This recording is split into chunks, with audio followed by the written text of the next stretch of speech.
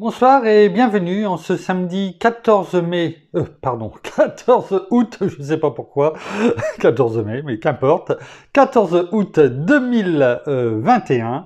Et nous en sommes arrivés ce soir à la méditation numéro 512 et plus particulièrement à la méditation numéro 226 dans le livre de l'Apocalypse que nous méditons ensemble depuis le 1er janvier de cette année.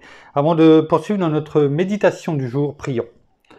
Père, dans le nom de Jésus, bien-aimé Saint-Esprit, une fois de plus, viens nous recouvrir de ta toute puissance, de ton amour, de ton esprit de vérité, de sagesse, de révélation, afin qu'une fois de plus ce soir, tout ce que nous entendons vienne de toi.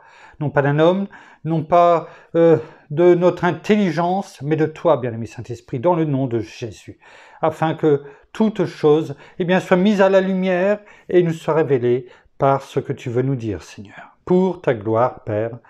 Merci, bien-aimé Saint-Esprit. Amen. Nous sommes arrivés donc depuis hier, entrés dans la dernière lettre de notre Seigneur, et celle-ci c'est à l'église de Laodicée, et nous sommes en train de voir depuis hier ce pont qui relie, les deux dernières lettres, qui sont finalement qui marquent les deux courants de l'Église à travers l'histoire, qui ont toujours existé, ceux qui, sont, en tout cas, se laissent conduire par notre bien-aimé Saint-Esprit, et qui représentent l'Église fidèle, celle de l'Église de Philadelphie, et la dernière, l'Église de Laodicée, dont nous avons un peu parlé hier, et qui représente la condition spirituelle, de l'Église de la fin des temps, celle qui est l'Église apostate et qui est matérialiste d'aujourd'hui, comme nous en avions parlé hier. Et c'est surtout aussi l'Église qui rejette, ou les personnes, en tout cas quand je dis l'Église, c'est les chrétiens qui rejettent, finalement, qui se disent chrétiens, mais finalement qui sont des chrétiens de renom, comme on a pu le voir dans les méditations il y a quelques semaines, voire plusieurs mois, qui rejettent la direction du Saint-Esprit.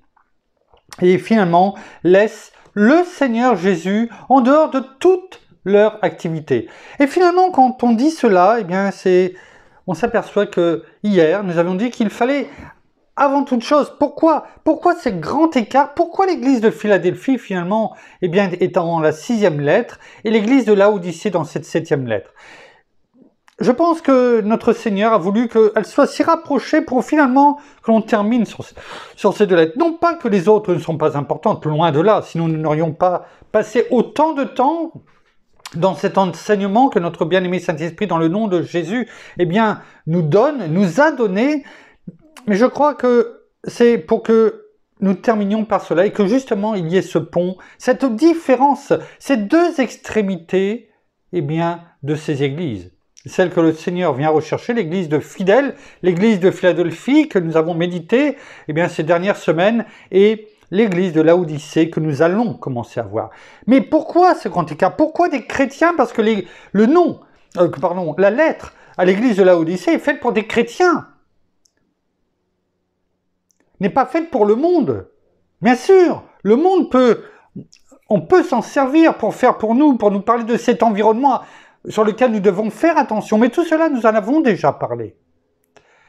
Mais c'est à la base pour des chrétiens. Alors pourquoi des chrétiens peuvent être aussi fidèles, et pourquoi des chrétiens peuvent être aussi apostates finalement? Se laisser diriger en rejetant toute chose. Et nous avons vu hier que la base, la différence entre les deux, déjà à la base, c'est la crainte de Dieu. La crainte de notre Père. La parole le dit, la crainte de Dieu, c'est le début de la connaissance, dans d'autres versions, de la sagesse. Mais ce n'est pas non plus que la crainte de Dieu, c'est la crainte de notre Seigneur aussi. Parce que, finalement, cette lettre à Laodicée, c'est bien notre Seigneur qui nous la donne. Et on a pu dire en introduction, c'est les chrétiens qui laissent le Seigneur en dehors de toute leur activité. Ils ne veulent pas que le Seigneur Jésus, notre Seigneur, soit dans leur activité. Et pourtant, notre Père, si on doit avoir la crainte de notre Père, nous devons aussi avoir la crainte de notre Seigneur. Ils ne sont qu'un. Regardons ce que la parole nous dit. Dans Jean 14, au verset déjà 7, c'est notre Seigneur lui-même qui parle. On va le prendre dans la Bible en français courant, mais c'est notre Seigneur déjà qui parle ici. Et ce qu'il dit à Philippe et à Thomas, c'est ce qu'il nous dit aujourd'hui, afin justement que nous ne tombions pas de cette Église fidèle, surtout dans les temps dans lesquels nous sommes. Que nous ne tombions pas, que nous ne glissions pas comme sur du savon noir, et que nous soyons emmenés, sans pouvoir même s'arrêter. Quand on glisse sur du savon noir, on a beaucoup de mal à s'arrêter. Eh bien, attirés par l'environnement, par les médias, par tout ce qui est autour de nous, attirés dans cette église qui s'appelle Laodicée. Que nous dit notre Seigneur ici? Il dit, en réponse, eh bien, à Thomas et à Philippe, si vous Jean 14, verset 7, si vous me connaissez, vous connaîtrez aussi mon Père. Et dès maintenant, vous le connaissez. Vous l'avez vu. Et Philippe lui dit, mais Seigneur, montre-nous le Père et nous serons satisfaits. Ça veut dire quoi? Ça veut dire que finalement, il n'a pas compris ce que notre Seigneur vient de dire. Alors, Jésus est obligé, notre Seigneur est obligé de lui mettre les points sur les i, toujours avec amour. C'est ce qu'il fait avec nous, mais dans sa fermeté. Il lui répond, « Il y a si longtemps que je suis avec vous. » C'est ce qu'il nous dit. « Il y a si longtemps que je suis avec vous. » Cela fait déjà 2000 ans qu'il est avec nous. Depuis qu'il est venu sur la terre. Depuis que nous l'avons reçu comme Seigneur et Sauveur de notre vie. Et cela fait plus que 3 ans. Et la question que pose Philippe devrait résonner en nous. Cela fait plus longtemps que 3 ans que nous le connaissons. Et pourtant,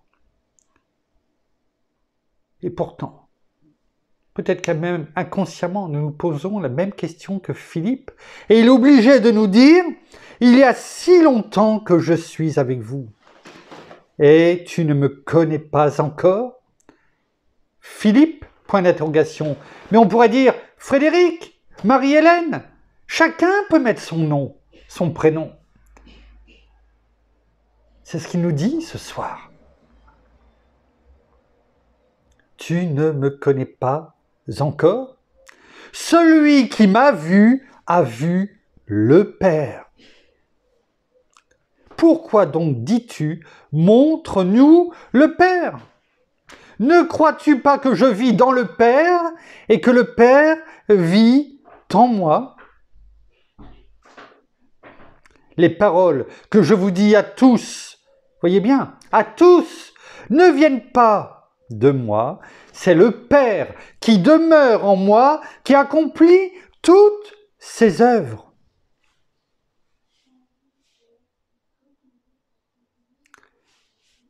Cela nous montre quoi? Cela nous montre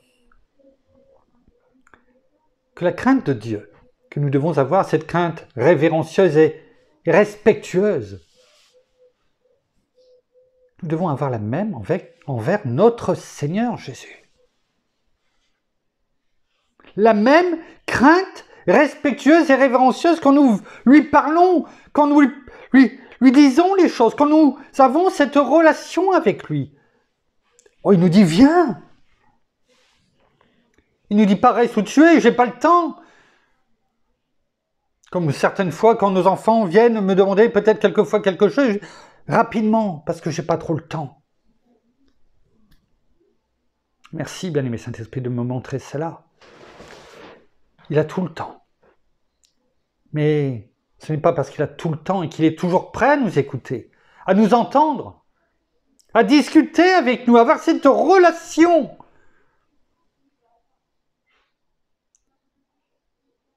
Que nous ne devons pas avoir et venir devant lui de façon irrespectueuse et irrévérencieuse. Ce n'est pas, comme on l'a vu hier, notre pote du quartier.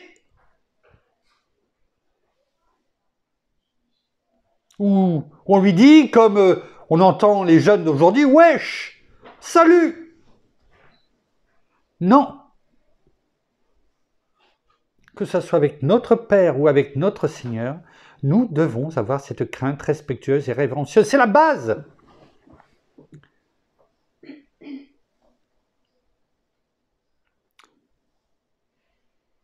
Notons encore dans Jean 17, 3 chapitres plus loin, ce qui est écrit au verset 11.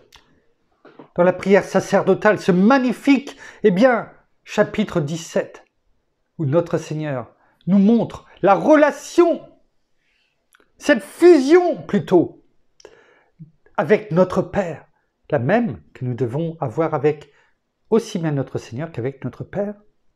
Que dit-il au verset 11, chapitre 17 de l'évangile de Jean? « Je ne suis plus dans le monde, mais eux sont dans le monde. » Ça veut dire que là, le Seigneur déjà, il disait finalement, il se voyait déjà, c'était fini. Sa mission, entre guillemets, était pour lui terminée, même si ce n'était pas tout à fait le cas. Il avait encore à souffrir pour nous.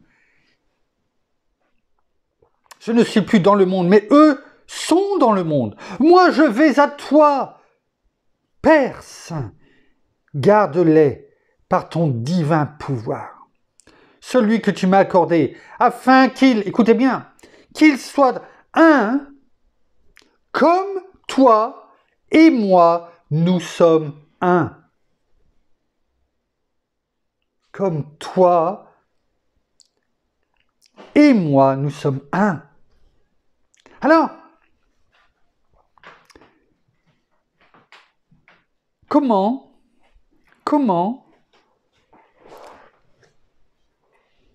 ne pouvons-nous pas avoir cette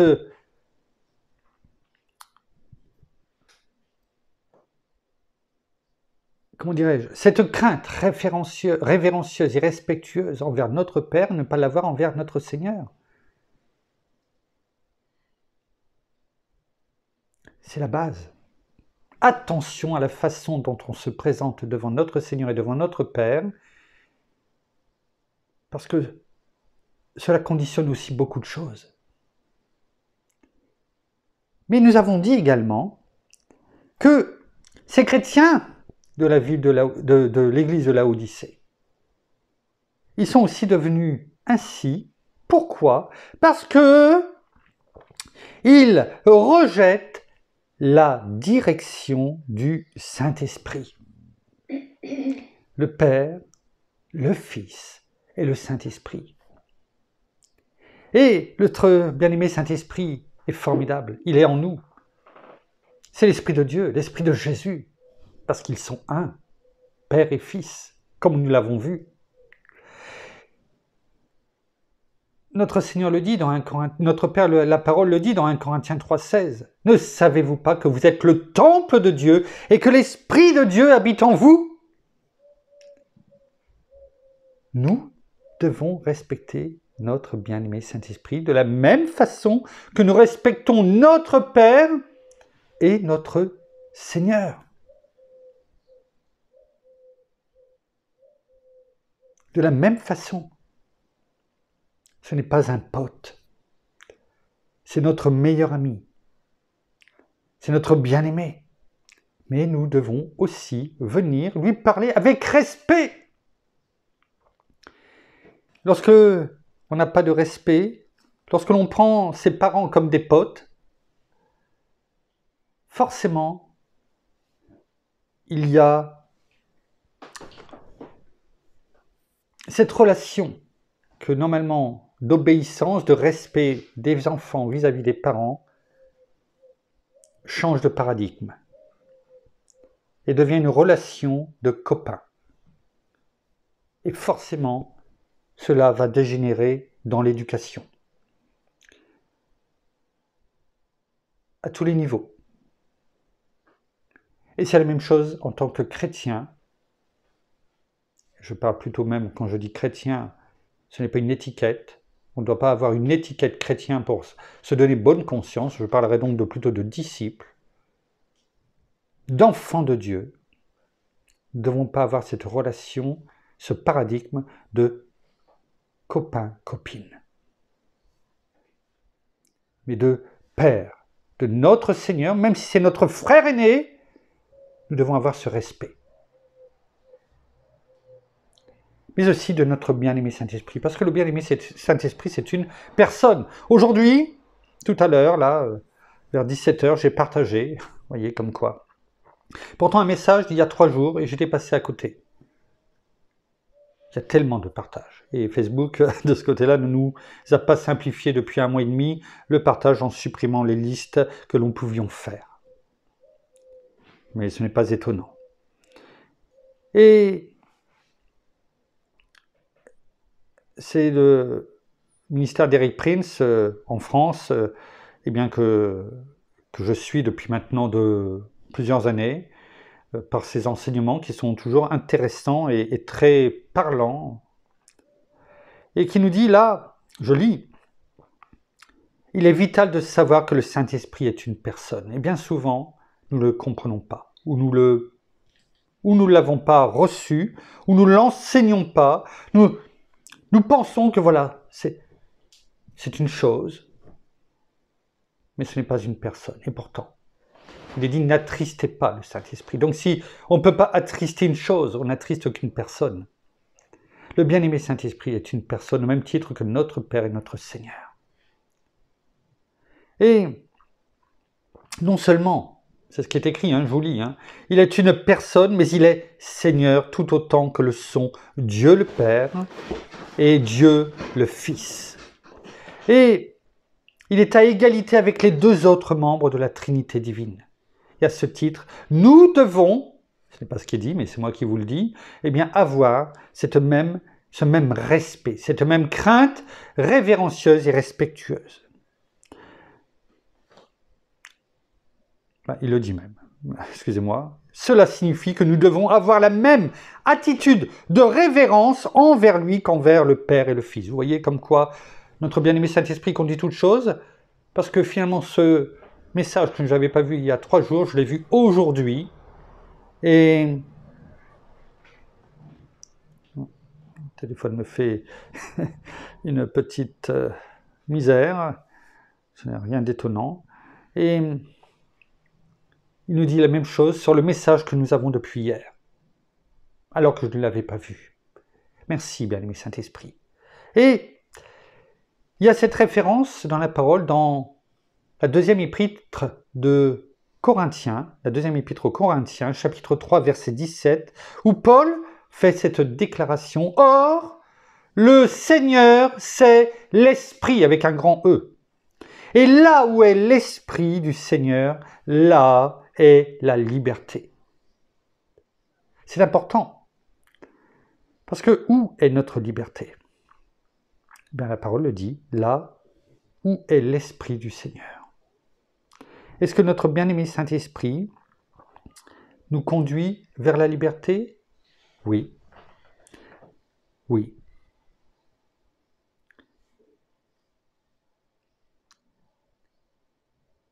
Le bien-aimé Saint-Esprit, c'est la liberté. Donc il est important d'avoir cette crainte, comme nous avons vu, révérencieuse, aussi bien envers le Père, le Fils et le bien-aimé Saint-Esprit. Parce qu'ils ne sont qu'un. Et si nous avons compris déjà cela, eh bien nous partons sur de bonnes fondations et nous limitons les risques de passer de l'église de Philadelphie à Laodicée. Bien entendu, cela ne suffit pas. Il y a cette peur qui est là, ambiante, véhiculée par tous les médias. On n'a pas trop le temps aujourd'hui d'en parler. J'ai vu une prophétie aujourd'hui, ce matin. Je l'avais gardé hier soir, il était tard et je l'ai lu aujourd'hui, mais on n'a pas le temps. Mais en tout cas, la personne qui l'a eu a bien montré que les médias, l'esprit démoniaque avec qui il a discuté, enfin, façon de parler, à qui il a donné ordre de dire ce qui se passait aujourd'hui, eh bien, lui a été révélé que oui, les médias étaient mensongers, même si nous n'avions peut-être pas besoin de cela, et qu'ils véhiculaient, et que l'esprit démoniaque, Satan, en l'occurrence, eh bien, utilisait quoi, les médias, pour véhiculer la peur.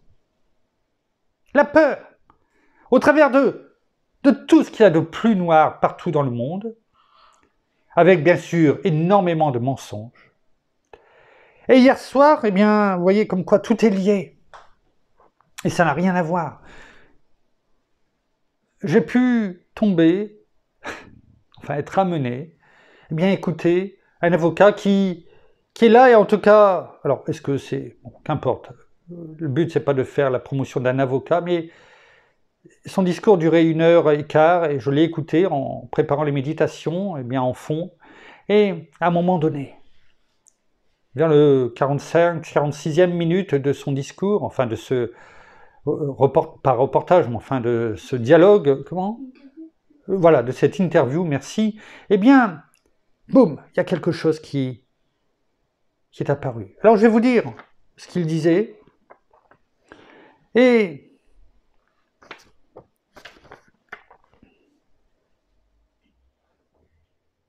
il disait que, en gros, mais c'est pratiquement ces mots, mot à mot, que leur but, c'est de véhiculer la peur.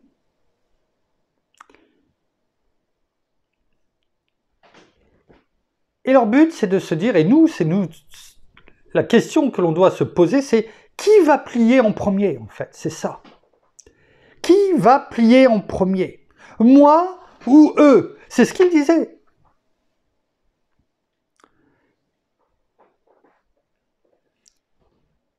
C'est une course d'endurance. Je reprends ces mots.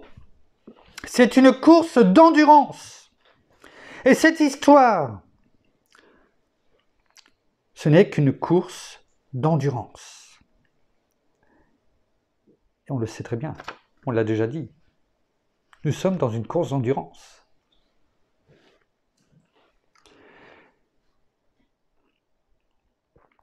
Il disait que si je conçois cette course comme une course de vitesse, ils ont gagné.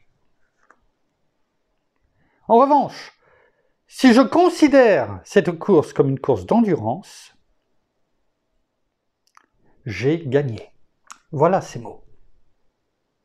Merci, bien-aimé Saint-Esprit. Parce que tu diriges et tu utilises, je ne sais pas s'il est chrétien ou pas, je ne crois pas, mais qu'importe. Notre bien-aimé Saint-Esprit utilise aussi des personnes qui ne sont pas chrétiennes pour véhiculer des messages, pour peut-être défendre des causes, mais aussi pour entendre à un moment donné des messages pour confirmer ce que nous disons. Il faut être à l'écoute, on l'a médité ceci. Et vous savez, il continue en disant « Le temps nous est favorable et il le sait. » Dans le « il », bien sûr, il parlait en l'occurrence de notre président, mais aussi, finalement, nous le savons de tous ces médias, et de surtout celui qui dirige les médias, qui tire les ficelles. Et on sait de qui on parle, comme on en a parlé tout à l'heure. Et il allait jusqu'à dire, vous savez, au sens large, il ne parlait pas forcément, bien sûr, du président, même si, pour lui, il le mettait dedans, il prenait l'image d'un tyran au sens large. Et il disait, vous savez, un tyran joue avec la peur. Il continue en disant, celui qui contrôle la peur contrôle l'être humain. Si je vous fais peur, je fais de vous ce que je veux. Cependant, à partir du moment où vous n'avez pas peur, vous n'avez pas peur. Il n'y a rien qui peut vous atteindre. Voilà ces mots. Ça a duré 1 minute 10, au travers de toute cette interview d'1h15, 1h20. Et je me suis dit, ça, merci bien-aimé Saint-Esprit. Parce que cela montre eh bien, ce qui a aussi fait la différence entre l'église de Philadelphie qui est restée fidèle, malgré qu'ils auraient pu avoir peur, et l'église de Laodicée. Parce que là où est l'esprit, là est la liberté. Et dans la liberté, eh bien, on sait que, la parole le dit, hein, dans Job 3, versets 25 à 26. C'est ces avertissements, on l'a déjà vu, on le redit par rapport à ça. Ce qui me fait peur, c'est ce qui m'arrive.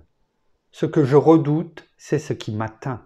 Je n'ai ni calme, ni tranquillité, ni repos, et c'est l'agitation qui survient. Et on commence à être agité. Il y a la peur, on redoute les choses, et on commence à partir de tous les bords. Et on finit par ne plus être dirigé par le bien-aimé Saint-Esprit. Alors, par quoi nous devons être dirigés par l'Esprit. L'Esprit. Et être dirigé par l'Esprit,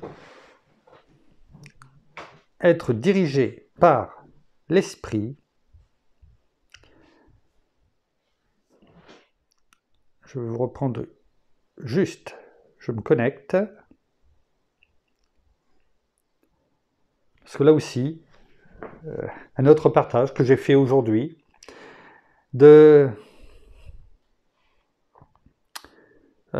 son nom m'échappe, pasteur qui a comme ministère 365 histoires.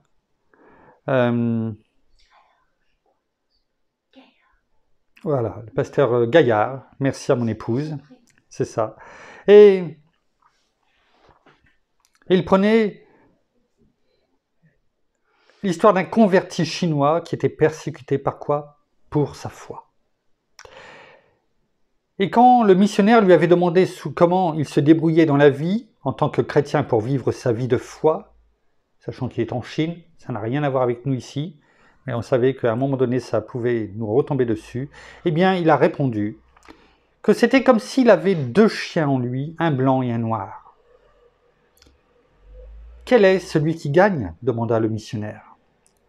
Et il lui répondit, cela dépend de celui que je nourris. En d'autres mots, je sais que j'ai en moi un homme charnel et un homme spirituel.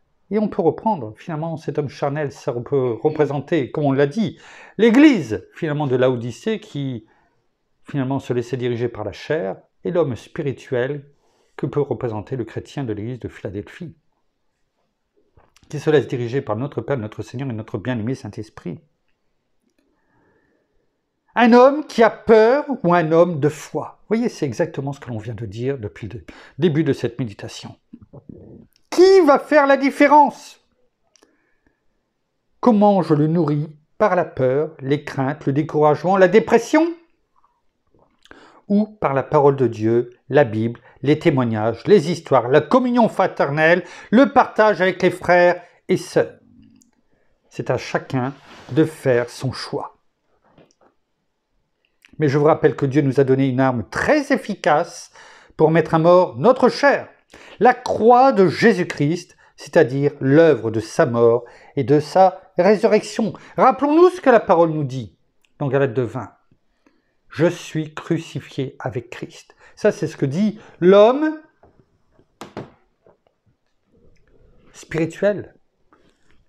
Parce qu'il déclare et il proclame la parole.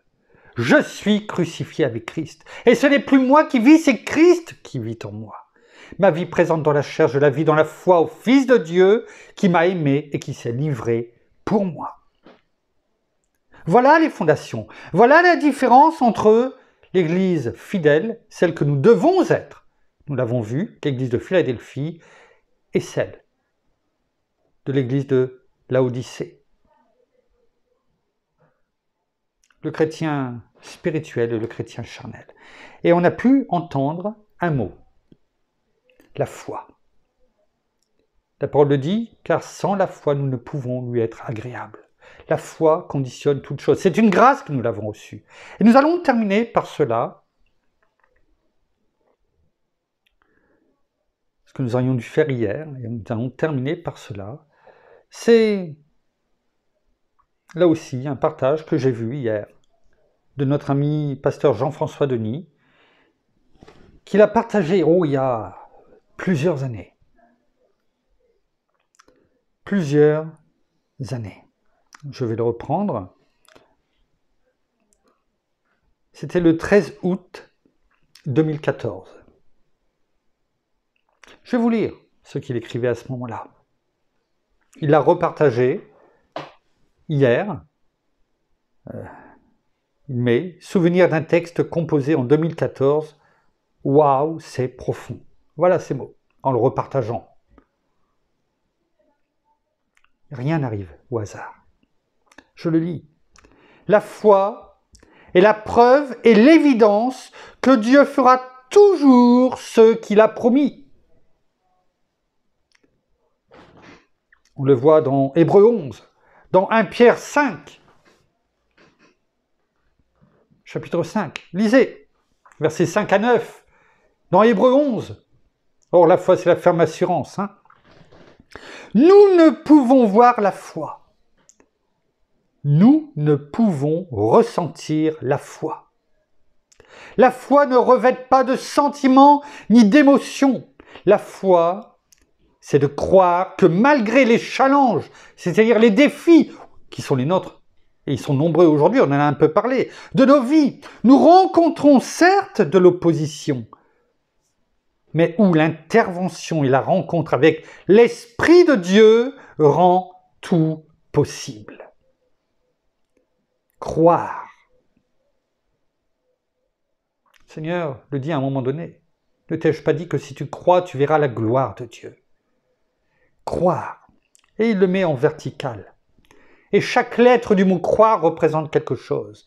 C pour challenge, R pour rencontre, O pour opposition, I pour intervention, R pour rencontre, E pour esprit. Je continue. Ce que nous voyons, ce que nous ressentons, n'a rien à voir avec la foi. La foi est donc l'évidence des choses que nous ne voyons pas. La foi précède la réception des choses pour lesquelles nous avons prié.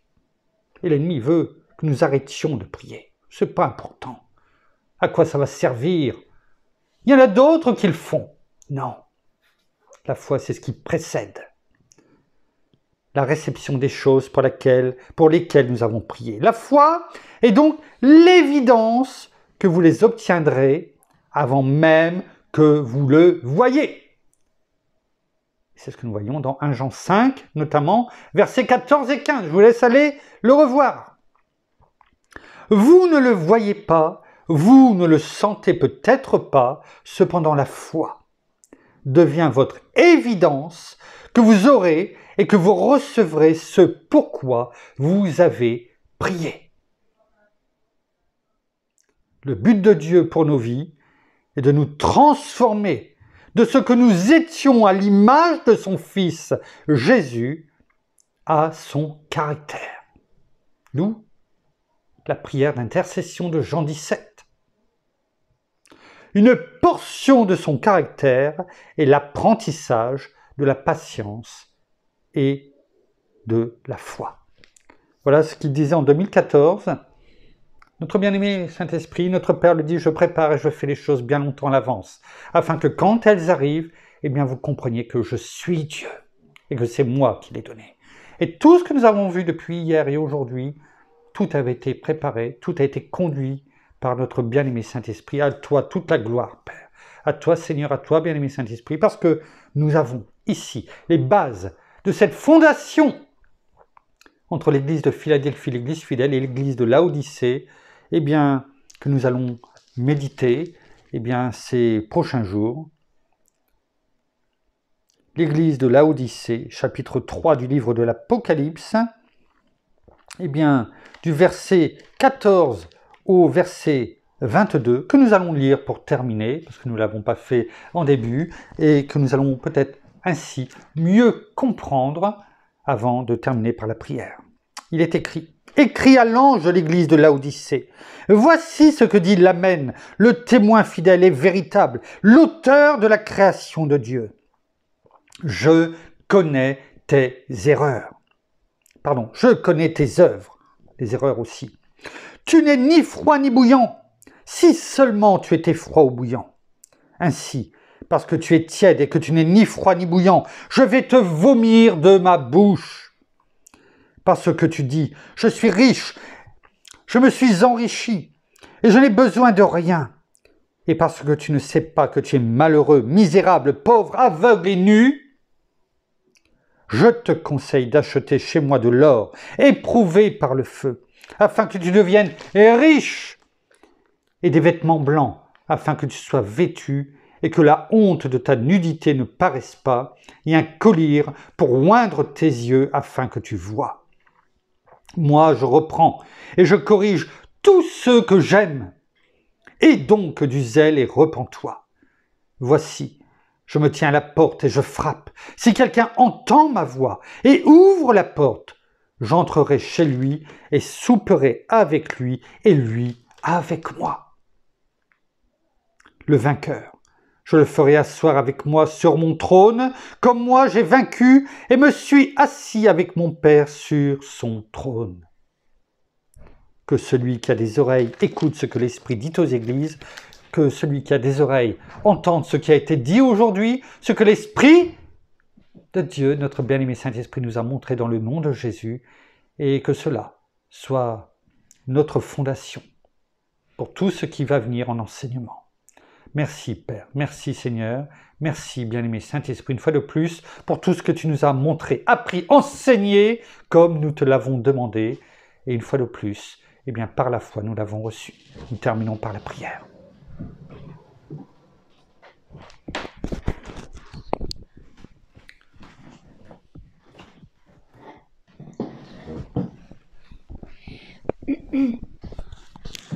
Oh, merci Seigneur, et bien encore pour ta parole de ce soir, merci encore pour ton enseignement, merci pour ces révélations, merci parce que tu touches nos cœurs chaque jour dans tout ce qui est dit, et tu veux nous apprendre, tu veux nous enseigner, alors laissons-nous façonner, laissons-nous transformer, laissons-nous métamorphoser, écoutons tout simplement ce que tu as à nous dire, tout simplement non seulement pour notre bien, mais aussi pour tous ceux qui sont nos proches et toutes ces personnes peut-être encore que nous ne connaissons pas.